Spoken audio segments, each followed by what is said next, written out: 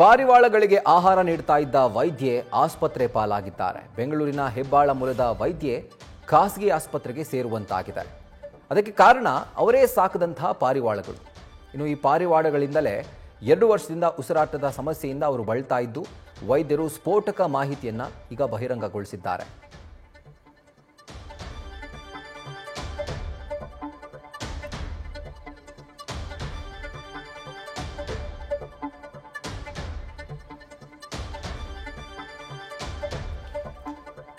ಇನ್ನು ಯಾಕಾಗಿ ಇದರಿಂದ ವೈದ್ಯಗೆ ತೊಂದರೆ ಆಯಿತು ಅಂತ ನೋಡ್ತಾ ಹೋದ್ರೆ ಪಾರಿವಾಳಗಳ ವಾಸನೆಯಿಂದ ನ್ಯೂಮೋನಿಟಿಸ್ ಅನ್ನುವಂಥ ಕಾಯಿಲೆ ಬರುತ್ತಂತೆ. ಫೀಡಿಂಗ್ನ ಎಫೆಕ್ಟ್ನಿಂದಾಗಿ ವೈದ್ಯಗೆ ಉಸಿರಾಟದ ಸಮಸ್ಯೆ ಕಾಣಿಸ್ಕೊಂಡಿತ್ತು. ಫೀಡಿಂಗ್ ಎಫೆಕ್ಟ್ನಿಂದ ಅವರೀಗ ಸದ್ಯಕ್ಕೆ ಆಸ್ಪತ್ರೆ ಪಾಲಾಗಿದ್ದಾರೆ. 2 ವರ್ಷದಿಂದ ಉಸಿರಾಟದ ಸಮಸ್ಯೆಯಿಂದ ಈ ಡಾಕ್ಟರ್ ಬಳಲ್ತಾ ಇದ್ರು. ಉಸಿರಾಟದ ಸಮಸ್ಯೆ ಜೊತೆಗೆ ಲಂಗ್ ಸಮಸ್ಯೆ, ಸ್ಕಿನ್ ಅಲರ್ಜಿ ಇದೆಲ್ಲವೂ ಕೂಡ ಬರುತ್ತೆ. ಪಾರಿವಾಳಗಳಿಗೆ ಫೀಡಿಂಗ್ ಮಾಡೋದ್ರಿಂದ ಅವುಗಳ ಪಾಲನೆಯಿಂದ ಈ ಸಮಸ್ಯೆಗಳು ಮನುಷ್ಯರಲ್ಲಿ ಕಾಣಿಸ್ಕೊಳ್ಳುತ್ತೆ. ಈಗಾಗಲೇ ಪುಣೆ, ಮುಂಬೈನಲ್ಲಿ ಪಾರಿವಾಳಗಳ ಸಾಕಾಣಿಕೆಯನ್ನು ಬ್ಯಾನ್ ಮಾಡಲಾಗಿದೆ. ಇನ್ನು ಆಸ್ತಮಾ ಕಾಯಿಲೆ ಇದ್ದವರಿಗೆ ಈ ಒಂದು ಅಲರ್ಜಿ ಅಥವಾ ಇನ್ಫೆಕ್ಷನ್ ಬೇಗ ಅಟ್ಯಾಕ್ ಆಗುವಂಥ ಸಾಧ್ಯತೆ ಇದೆ.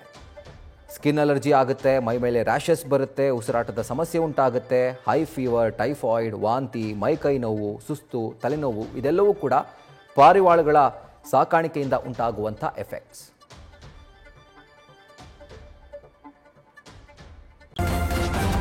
ನ್ಯೂಸ್ ಫಸ್ಟ್ ನಿರ್ಭೀತಿಯಿಂದ ನಿಮ್ಮ ಪರವಾಗಿ.